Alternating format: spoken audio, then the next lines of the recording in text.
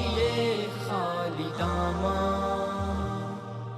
پا لیجئے فیض رمضان، فیض رمضان، فیض رمضان۔ میرے ساتھ تشریف فرما ہیں جناب مولانا سعد جاوید صاحب۔ السلام علیکم۔ وعلیکم السلام ورحمۃ اللہ۔ مولانا صاحب، آج تو بڑی مبارکباد کا دن ویسے ہی ہے کیونکہ پہلا جمعہ نصیب ہوا ہے الحمدللہ۔ تو آپ کو بھی بڑی مبارک ہو اور دیکھنے والوں کو بھی پہلے جمعے کی بڑی مبارکباد۔ اور رمضان کا جمعہ تو ویسے ہی ایک بڑا قیمتی اور مبارک جمعہ ہوا کرتا ہے۔ تو جس طرح ہم نے کہا تھا کہ جب واپس آئیں گے تو انشاءاللہ تفسیر قرآن پر بات ہوگی۔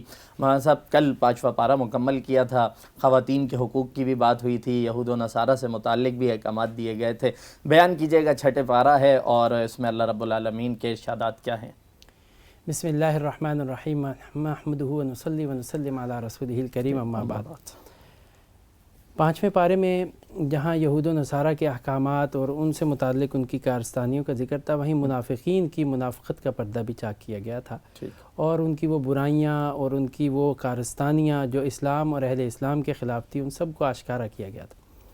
اس سے ایک ضمنی سوال پیدا ہوا کہ کیا کسی فرد کی برائیوں کو معاشرے کے اندر اس طرح بیان کرنا اور ان کے عیوب سے پردہ اٹھانا یہ کس تناظر میں ہے؟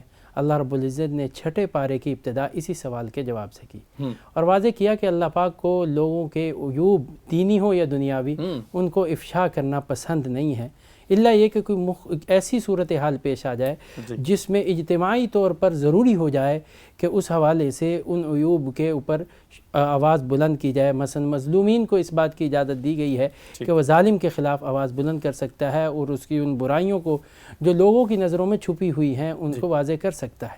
تو پہلی آیت اسی سے کی کہ لا یحب اللہ الجہر بالسوء من القول الا من ظلم، کہ اللہ پسند نہیں کرتے کہ لوگوں کو عیوب سے پردہ اٹھایا جائے، سوائے مظلوموں کو اجازت ہے کہ وہ ظالم کے خلاف آواز بلند کر سکتے ہیں۔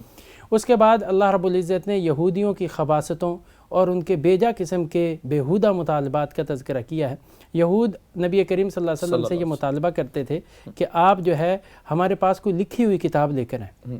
رسول اللہ صلی اللہ علیہ وسلم سے جب یہ مطالبہ ہوا تو اللہ نے اس کا جواب دیا، اس قسم کے بیجا اور بیہودہ قسم کے مطالبات یہ پہلے کرتے آئے ہیں۔ انہوں نے یہ موسیٰ علیہ السلام سے مطالبہ کیا تھا، ہم تب بھی مان لائیں گے جب اللہ کو سامنے دیکھیں گے۔ اسی طریقے سے انہوں نے عیسیٰ علیہ السلام کے قتل کی سازش بھی رچائی، وہ تو اللہ نے انہیں محفوظ کر دیا اور آسمانوں پہ اٹھا دیا۔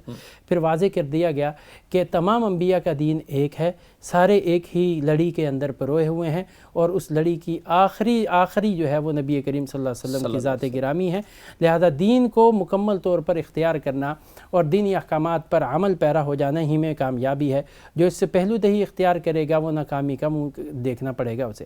اور ساتھ میں اہل کتاب کو خاص طور پر دین میں غلو کرنے، یعنی انبیاء کرام علیہ السلام کی ذات گرامی کو بڑا چڑھا کر اللہ کے مقابل پیش کرنے کی مذمت کی گئی ہے، اور اہل ایمان کو بھی ضمناً اس ایسی کاموں سے بچنے کی تلقین کی گئی ہے۔ پھر آخر میں قرآن کریم میں سورہ نساء کی آخری آیت میں دوبارہ وراثت کا حکم دیا، خاص طور پر کلالہ کی وراثت، یعنی ایسا شخص جس کی کوئی اور وارث نہ ہو اور اس کی اولاد نہ ہو، بیوی نہ ہو، تو اس کے بہن بھائی اس کی وراثت میں حصہ دار بنتے ہیں۔ اس کی کیا صورت ہوگی اس کو ذکر کیا گیا۔ اس کے بعد سورہ مائدہ 16 رکوع پر مشتمل یہ صورت ہے۔ مائدہ عربی زبان میں دسترخوان کو کہتے ہیں۔ اس صورت کے بالکل اینڈ میں آخری رکوعوں کے اندر عیسیٰ علیہ السلام کے قوم سے ایک جو ہے مکالمہ ہے، جس میں قوم نے عیسیٰ علیہ السلام سے ایک ایسے دسترخوان کی ڈیمانڈ کی تھی جو اللہ کی نعمتوں سے بھرپور ہو اور وہ اس سے لذت حاصل کریں، کھائیں، اور اللہ جل جلالہ کے اس معجزے کو دیکھنا چاہتے تھے۔ عیسیٰ علیہ السلام نے اللہ سے جل شانہ سے اس بات کی سفارش کی، اللہ نے اس کو پورا کیا۔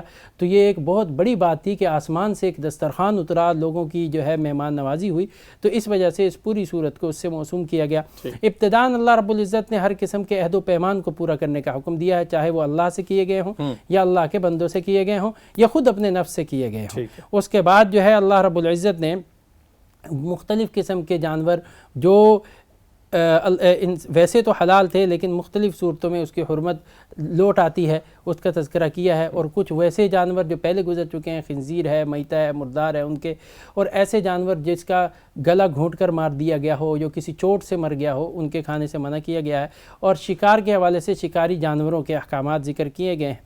پھر قرآن کریم میں اسی رکوع کے اندر وہ عظیم آیت بھی ہے جو تکمیل دین کے صورت میں عرفہ کے میدان میں اتری، الیوم اکملت لکم دینکم واتممت علیکم نعمتی ورضیت لکم الاسلام دینا۔ پھر قرآن کریم نے اسی صورت کے دوسرے رکوع کے اندر اللہ رب العزت نے ہر قسم کی پاکی حاصل کرنے کا حکم دیا ہے اور عدل قائم کرنے کا حکم دیا ہے، اور اہل ایمان کو اللہ کے ذکر اور اللہ کی نعمتوں سے خوب لطف اندوز ہونے کا حکم دیا گیا۔ پھر روئے سخن یہود کی طرف ہے، یہودیوں کا انبیاء کرام علیہم الصلاۃ سے کیے گئے عہد و پیمان کو پورا کرنے کا حکم ہے۔ اس عہد و پیمان میں جو انہوں نے خرابیاں کی اور ان عہد و پیمان کو توڑا، اس کے حوالے سے ان کی مذمت کی گئی ہے اور اللہ کی لعنت جو ان پر اتری۔ اب پھر ایک دفعہ ان کو نصیحت کرتے ہوئے رسول اللہ صلی اللہ علیہ وسلم کے لائے ہوئے دین کی طرف لوٹ آنے کا حکم دیا گیا ہے۔ پھر قرآن کریم نے جہاد کے موقع پر جب بیت المقدس کو آزاد کرنے کے لیے انہیں حکم دیا اور وہاں انہوں نے پہلو تہی اختیار کی اور بیت المقدس میں داخل ان سے انکار کر دیا، کہا فَاذْهَبْ أَنْتَ وَرَبُّكَ فَقَاتِلَا إِنَّا هُنَا قَاعِدُونَ، موسیٰ تمہارا رب جانو جاؤ کہ لڑائی کرو، ہم نہیں کرتے۔ اس کے نتیجے میں میدان تیہ کے اندر جو انہیں جو ہے وہ سزا کے طور پر پھینک دیا گیا، اس کا تذکرہ ہے۔ پھر آدم علیہ السلام کے 2 بیٹوں کا قابیل اور حابیل کا تذکرہ ہے، جو روئے زمین پر پہلا قتل تھا اس کا تذکرہ ہے، اور اس میں اس بات کی وضاحت ہے کہ جو انسان جو ہے وہ خیر والا ہو وہ کبھی بھی کسی دشمن کے برانگیختہ کرنے پر دشمنی کے اندر آگے نہیں بڑھتا، کسی کی جان نہیں لیتا۔ شریر انسان جو ہوتا ہے وہ اس قسم کے قدم اٹھایا کرتا ہے اور جذبات میں آ کر انسانیت کا گلا گھونٹا کرتا ہے، اور اعلان کر دیا گیا کہ ایک انسان کا قتل پوری انسانیت کے قتل کے مترادف ہے، اور ایک انسان کی جان بچا لینا پوری انسانیت کو بچانے کے مترادف ہے۔ پھر اس کے بعد قرآن کریم نے اسی رکوع کے اندر جو ہے کچھ قانون سازی فوجداری قوانین کی ہے، خاص طور پر ریاستی قوانین اور ریاستی جو ہے وہ آئین کو رٹ کرنے والے جو دہشت گردی ہے اس حوالے سے واضح طور پر قانون سازی کی کہ ایسے لوگ جو اللہ اور اللہ کے رسول کی مخالفت میں اور فساد فی الارض برپا کرنے میں ہے، ان کی سزا یہ ہے کہ انما جزاء الذین یحاربون اللہ ورسولہ ویسعون فی الارض فسادا ان یقتلوا او یصلبوا او تقطع ایدیہم وارجلہم، مختلف قسم کی سزائیں تجویز کی گئی، اور اسی طریقے سے چوری کی سزا ہاتھ کاٹنے کو یہ بھی تجویز کیا گیا۔ پھر اس کے بعد قرآن کریم نے کہا کہ ہر عضو کے بدلے میں عضو لیا جائے گا، ان النفس بالنفس والعین بالعین، آنکھ کے بدلے آنکھ ہے، جان کے بدلے جان ہے، ناک کے بدلے ناک ہے، اور واضح کر دیا جو اللہ کے فیصلوں کو ماننے سے انکار کرے گا وہ کافر، فاسق و ظالم ہو کر مرے گا۔ پھر یہود و نصارہ سے قلبی تعلقات قائم کرنے سے منع کیا گیا، اور جو تعلقات قائم کر کے ارتداد میں جائے گا اسے بتا دیا گیا کہ وہ اپنا ہی نقصان کرے گا، اللہ کا نقصان نہیں کرے گا۔ اور ایسے لوگ جو دینی شاعر کا استہزاء کرتے ہیں، تمسخر اڑاتے ہیں، مسلمانوں کے دینی شاعر کے اوپر جو ہے جملے کستے ہیں، ان سے بھی کسی قسم کے تعلقات قائم کرنے سے منع کر دیا گیا۔ یہودیوں کے ان ساری خباثتوں کا اور ان ساری بدعملیوں کا تذکرہ کرنے کے بعد روئے سخن عیسائیت کی طرف موڑا گیا، اور نصارہ کو بھی متوجہ کیا گیا کہ تم جو عیسیٰ علیہ السلام کو بڑھا چڑھا کر پیش کرتے ہو یہ تمہاری طرف سے انتہائی زیادتی ہے، یہ کفر کا ہے، اس سے توبہ کرو، افلا یتوبون، تم توبہ نہیں کرتے، ویستغفرون، اللہ سے معافی نہیں مانگتے اس پر۔ دیکھو مل مسیح ابن مریم الا رسول، عیسیٰ علیہ السلام صرف اللہ کے رسول ہیں، قد خلت من قبلہ الرسل، اس سے پہلے بھی رسول آئے ہیں، یہ کو پہلے تو نہیں آئے۔ وامہ صدیقہ، ان کی ماں نیک پاک باز ہے، اللہ کے ہاں ان کی قدر ہے، لیکن ہیں وہ اللہ کے دونوں ماں بیٹا جو ہے اللہ کے بندے ہیں، اللہ کی جو اللہ یا اللہ کے ساتھ کسی حصے اور جز میں شریک نہیں ہے۔ اور اعلان کر دیا گیا یہود و نصارہ دونوں مسلمانوں کے دشمن ہیں اور دشمنی کے اندر بڑے ہوئے ہیں، لیکن یہودیت کی دشمنی جو ہے عیسائیت سے زیادہ آگے اور زیادہ بڑی ہوئی ہے۔ لیکن آج کے دور میں دیکھا جائے تو دونوں ایکول ہیں، یہ سارا جو ہے جو اصل عیسیٰ علیہ السلام کی جو ہے وہ تعلیمات ہیں ان سے ہٹے ہوئے ہیں، وہ بھی یہودیت کے دم چھلا بن کر مسلمانوں کے خلاف ہر قسم کے اقدامات کرنے سے گریز نہیں کرتے۔ قرآن کریم نے اس حوالے سے مسلمانوں کو متنبہ کیا اور عیسائیت کے اس طبقے کو دین کی طرف لانے کا حکم دیا ہے جو حضرت عیسیٰ علیہ السلام کی تعلیمات پر عمل پیرا ہے۔ اسی پر اس صورت میں اس پارے کا اختتام فرمایا گیا۔ ٹھیک ہے، بہت شکریہ مولانا صاحب۔ 2-3 چیزیں ان باتوں کے دوران کچھ سوالات میرے ذہن میں اٹھ رہے تھے، اور سب سے پہلے تو اس طرف آتے ہیں کہ جس طرح آپ نے عیب بیان کرنے کے متعلق بتایا کہ اللہ تعالیٰ نے منع فرمایا، تو اچھا ہمارے یہاں تو چلن ہی یہ ہے کہ کسی کی ایک چھوٹی سی برائی بھی مل جائے تو اس کا بڑا جی پرچار کرنا ہو۔ جب سے سوشل میڈیا کا دور آیا ہے تو آڈیو بھی لیک ہو جاتی ہیں، تصویریں بھی لیک ہو جاتی ہیں، اور دوسری طرف ایک اور بہت غور طلب بات یہ کہ اگر کہیں رشتے کا معاملہ ہو کہ کسی خاتون اور مرد کے اور کسی وجہ سے وہ ٹوٹ جاتا ہے، اس کے پیچھے کوئی بھی محرکات اور ریزنز ہو سکتے ہیں، لیکن جب بھی پھر ایسی صورتحال میں بات کی جاتی ہے تو لڑکے والوں کے نزدیک خاتون کا کریکٹر صحیح نہیں رہتا اور لڑکی والوں کے نزدیک یہ ہوتا ہے کہ جی لڑکے کا کردار کچھ اچھا نہیں تھا. تو بیان کیجیے گا کہ ایک تو تہمت کا بھی معاملہ ہے اور دوسری طرف کوئی جو عیب ہے ان کو جس طرح یہاں پہ میڈیا بھرا پڑا ہوتا ہے ہمارا پورٹرے کرنے میں، اس کے متعلق کچھ کہیے گا. دیکھیں اسلامی تعلیمات تو بہت واضح ہیں. اسلامی تعلیمات میں یہ بات واضح ہے کہ بلا وجہ اور کسی کی عیب جوئی کرنا اور کسی کی برائیاں بیان کرنا اور کسی کی عزت نفس کو اچھالنا یہ انتہائی قبیح جرم ہے. اللہ کے نبی صلی اللہ علیہ وسلم نے فرمایا من ستر مسلمن سترہ اللہ، جو کسی مسلمان کی جو ہے وہ پردہ پوشی کرے گا اللہ اس کی پردہ پوشی کرے گا. یہاں پر بھی اس آیت میں اسی بات کو حکم دیا گیا. اور پھر خاص طور پر اس معاملے کے اندر ہمارے ہاں ہوتا یہ ہے کہ اس پہلو میں ایک تو ہے برائی ہوتی ہے، اس برائی کی مذمت ہونی چاہیے، عزت نفس کا خیال ہونا چاہیے، کسی کی عزت کو نہیں اچھالنا چاہیے. حضرت عبداللہ ابن عمر رضی اللہ تعالیٰ عنہ کی روایت ہے، وہ کہتے ہیں میں رسول اللہ صلی اللہ علیہ وسلم کے ساتھ بیت اللہ کا طواف کر رہا تھا. دوران طواف اللہ کے نبی صلی اللہ علیہ وسلم نے مجھے متوجہ کر کے کہا کہ عبداللہ میں تجھے، اے ابو عبد الرحمن میں کیا تجھے بیت اللہ سے زیادہ عزت والی حرمت والی چیز نہ بتاؤں؟ اب بیت اللہ سے بڑی حرمت والی کون سی چیز ہو سکتی ہے؟ کہا میں متوجہ ہوا، میں نے کہا یا رسول اللہ ضرور بتائیے. تو آپ نے فرمایا بیت اللہ کو منہدم کر دینا، گرا دینا اتنا بڑا جرم نہیں ہے جتنا کسی مسلمان کی عزت نفس کو پامال کر دینا. یہ اس سے بڑی مسلمان کی عزت نفس کی حرمت بیت اللہ سے بڑی ہوئی ہے، اس سے بڑھ کر کیا ہو سکتا ہے؟ اور پھر اگر کسی سے کوئی گناہ سرزد ہو گیا اور اس گناہ کے اوپر آپ کو اطلاع مل گئی ہے، اب اس نے اس گناہ سے توبہ کر لی ہے اور معافی مانگ لی اللہ کے، اس گناہ کو اچھالتے رہنا یہ اس سے بڑا جرم ہے. حدیث میں آتا ہے اللہ کے نبی صلی اللہ علیہ وسلم فرمایا من عیر اخاہ بذنب قد تاب منہ لم یمت حتی یعملا، کوئی کسی بھائی کی اس ایسے گناہ کے اوپر اس کو عار دلاتا ہے، اس کے اوپر طنز تنقید کرتا ہے جو گناہ وہ چھوڑ چکا ہے، جس سے توبہ کر چکا ہے، تو اللہ کا وعدہ ہے کہ وہ اس کو عار دلانے والے کی موت اس وقت تک نہیں ہوگی جب تک اللہ خود اس کو اس گناہ میں مبتلا نہ کرتا. اللہ استغفر اللہ. اتنا بڑا جو ہے یہ الزام. ہمارے ہاں یہ آزادی اظہار کے نام پر جو گند کھلایا جا رہا ہے، وہ جس طرح سے گل کھلائے جا رہے ہیں، لوگوں کی عزتوں پگڑیوں کو اچھالا جا رہا ہے اور سیاست کے بھینٹ چڑھا کر جس طرح لوگوں کے اوپر جو ہے طنز تنقید ویڈیوز آڈیوز کے نام کے اوپر کیا کیا طوفان بدتمیزی برپا ہے، اللہ ہی اس سے محفوظ فرمائے. اب دوسری بات کی طرف آتے ہیں کہ جو آپ نے کہا کہ رشتے کے حوالے سے اللہ نے میاں بیوی کو ہن لباس لکم وانتم لباس لہن قرار دیا. اگر رشتہ ہو گیا ہے، میاں بیوی ہیں، اب رشتہ ختم ہو گیا ہے، اب جدائی ہوگی، طلاق ہو گئی ہے، تو لباس پھاڑنے کا حکم تو شریعت نے نہیں دیا نا. بالکل. اب اگر آپ کو اللہ نے آپ کا کسی کو لباس قرار دیا تھا اور ایک آدمی اگر اپنے لباس کو پھاڑ دے تو اس کو کیا کہا جاتا ہے؟ مجنون، پاگل کہا جاتا ہے، دیوانہ کہا جاتا ہے. باشعور عقل مند آدمی کبھی بھی اپنے لباس کو نہیں پھاڑا کرتا. بالکل. تو اگر آپ کا کہیں رشتہ تھا یا رشتے کی بات تھی اور وہاں پر بات نہیں بن سکی یا بات بن کے ٹوٹ گئی ہے، تو ایسی موقع پہ دوسروں کی عزت کو مجروح کرنا. کسی نے اپنی بیوی کو طلاق دی تو اس سے کسی نے پوچھا کہ بھئی تم نے کیوں طلاق دی؟ کہا کہ ابھی تک وہ عدت میں میری بیوی ہے، میں اپنی بیوی کی برائی کسی کے سامنے کیوں کروں؟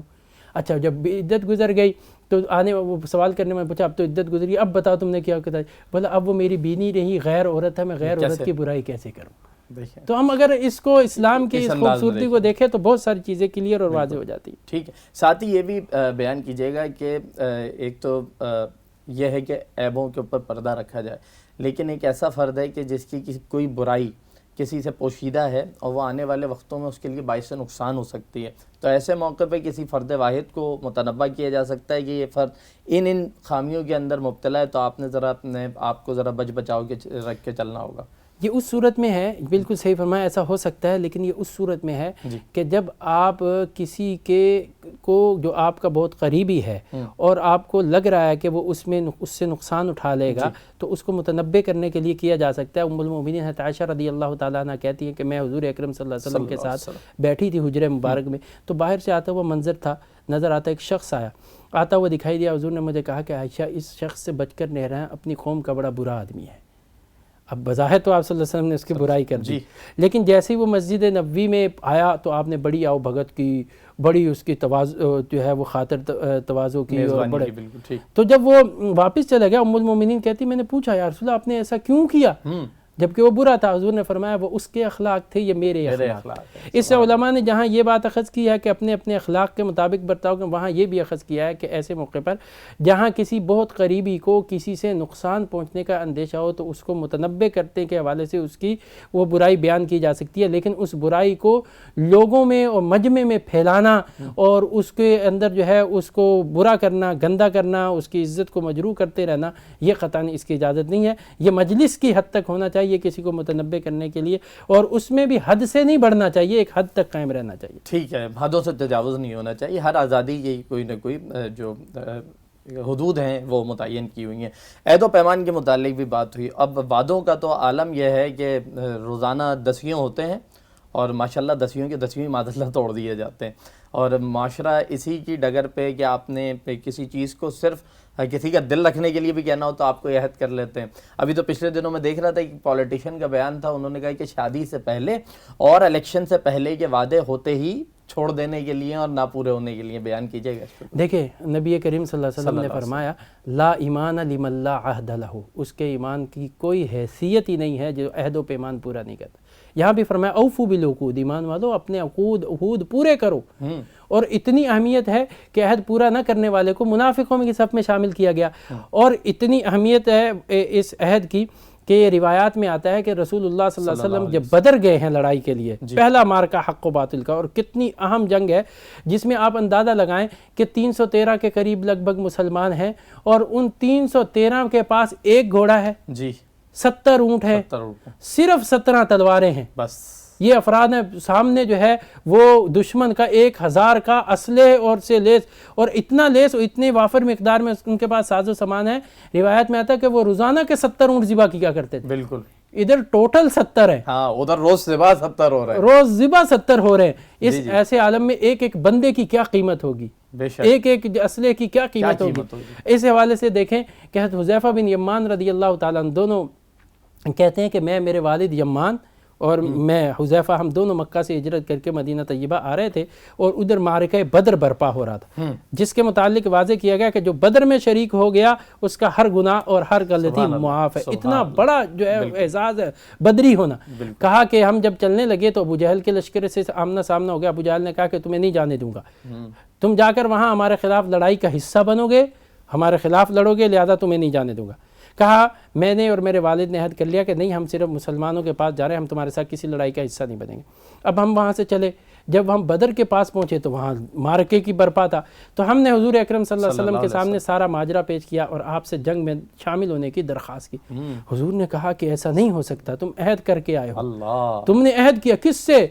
فرعون هذه الامہ، اس امت کے سب سے بڑے فرعون ابو جہل سے عہد کیا ہے، اور عہد بھی تلوار کی نوک پہ کیا گیا ہے، کوئی خوشی اور رضامندی سے نہیں، عہد بالجبر ہے، تلوار کی نوک پہ کیا کہ بھی تم یہ عہد کرو، تم ہمارے ساتھ لڑائی میں شریک نہیں ہوگے۔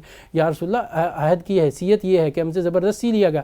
فرمایا زبردستی لیا گیا یا تم نے خوش کیا، لیکن عہد کیا ہے، اور مسلمان عہد کا پابند ہوتا ہے۔ حضرت حذیفہ اور یمان رضی اللہ تعالیٰ عنہما اس انتہائی اہم معرکے سے محروم کر دیے گئے جس کا ذیلی طور پر ان کو قلق رہا، اور زندگی کے آخری ایام تک وہ افسوس کرتے رہے، لیکن عہد کی پاسداری اللہ کے نبی نے کر کے دکھائی۔ سبحان اللہ، سبحان اللہ۔ اچھا، اس میں بس ایک چھوٹی سی بات، میرا علم ناقص ہے، آپ اس کی بس اصلاح بھی کر دیجیے گا اگر میں کہیں غلطی پر ہوں۔ تو وعدہ پورا کرنا یہ تو اللہ کی سنت ہے اور یہ اللہ کی شان ہے، کیونکہ اللہ تعالیٰ بارہا قرآن میں فرماتے ہیں کہ وہ اپنے وعدے کو پورا کرنے والا ہے۔ اسی طرح ہے معاملہ، ان اللہ لا یخلف المیعاد، اللہ وعدے کے خلاف نہیں کرتا، حالانکہ اللہ وعدے کے پابند نہیں ہے۔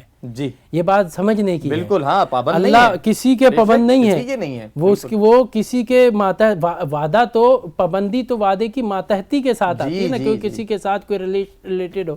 اللہ کسی کے وعدے کے، اللہ نے خود اپنے ذمے وعدے کو پورا کرنا لے لیا ہے۔ اللہ پر وعدہ کرنا، علماء نے لکھا کسی وعدے کی پاسداری کرنا واجب نہیں ہے، وہ تو مالک الملک ہے، سارے اس کے ماتحت ہیں۔ اب کوئی بندہ سیٹ کو تو نہیں مجبور کر سکتا وہ یہ کرے، ملازم سیٹ کے ماتحت ہوتا ہے، سیٹ تو ملازم کا پابند نہیں ہوتا۔ اللہ کی ذات نے پھر بھی اس وعدے کی اہمیت کو اور اس عہد و پیمان کی حیثیت کو بتلانے کے لیے یہ کہا کہ اللہ وعدے کے خلاف نہیں کرتا۔ جب اللہ کی ذات وعدے کے خلاف نہیں کرتی تو اللہ کے بندوں کو بھی یہ زیبا نہیں ہے کہ وہ وعدوں کے خلاف کرے۔ بہت شکریہ مولانا سعد جاوید صاحب۔